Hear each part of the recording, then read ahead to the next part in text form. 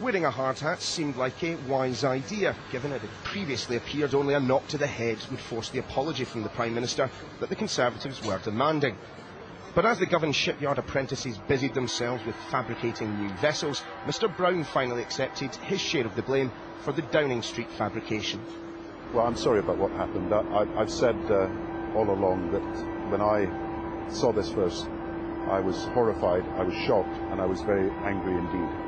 I think the most important thing we do is reassure people that everything is being done to clean up politics in our country. I take full responsibility for what happens. That's why the person who was responsible went immediately. So why, here on the banks of the Clyde, did the tide turn so quickly? Downing Street had previously argued Gordon Brown had nothing to apologise for. Damien McBride had acted alone, and setting him adrift was the appropriate response.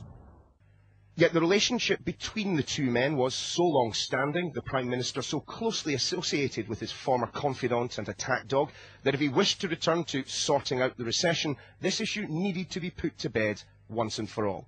Well, I'm glad that Gordon Brown has apologised, and I'm particularly glad he's taken full responsibility for the culture in Downing Street.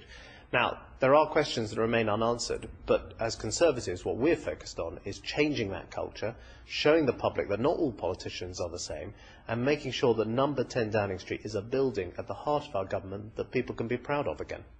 Of course, for the Tories to change the culture, there will need to be a change of government, and Labour's key message, that only they are willing to help those affected by the crisis, has time and again been overshadowed by scandal and slur. So, is this the end of what's been less a mini-adventure, more a major disaster? He may have performed a handbrake turn, but as yet, the criticism of Gordon Brown's administration shows little sign of slowing. Neil Patterson, Sky News, Glasgow.